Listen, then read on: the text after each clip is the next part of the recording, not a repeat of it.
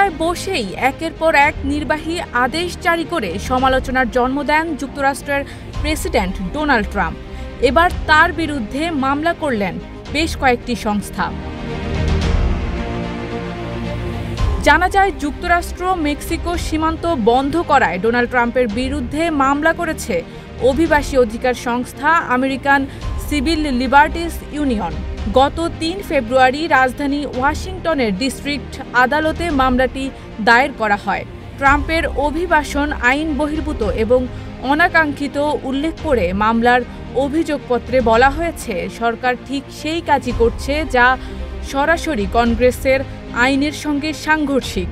সরকার কংগ্রেসের অনুমতি না নিয়েই আশ্রয় প্রার্থীদের এবং কেবল একজন দুজন নয়, এমনকি পরিবারগুলোকেও এমন দেশে ফিরিয়ে দিচ্ছে যেখানে তাদের নিপীড়ন বা নির্যাতনের সম্মুখীন হওয়ার সমূহ আশঙ্কা রয়েছে।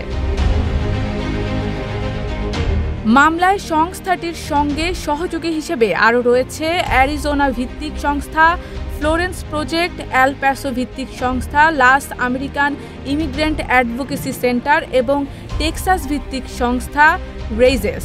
তবে এখনও যুক্তরাষ্ট্রের স্বরাষ্ট্র মন্ত্রণালয় এই মামলা নিয়ে কোনো মন্তব্য করেনি।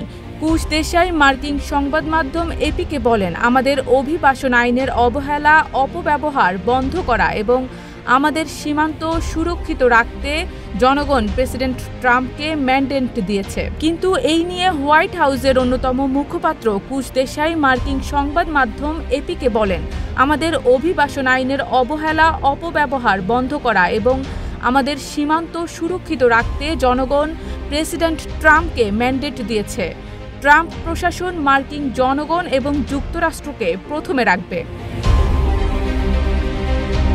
উল্লেখ্য, ২০১৭ থেকে ২০ সাল পর্যন্ত যখন ট্রাম্প প্রথম মেয়াদে ক্ষমতায় ছিলেন, তখন ওই সীমান্তে দেয়াল নির্মাণের কাজ শুরু করেছিলেন তিনি। তবে ২১ সালের নির্বাচনে জয়ী হয়ে জো বাইডেন ক্ষমতায় আসলে দেয়ালটির নির্মাণ কাজ বন্ধ করে দেন। ২০২৪ সালে ফের যুক্তরাষ্ট্রের প্রেসিডেন্ট হিসেবে ক্ষমতায় বসেন ট্রাম্প।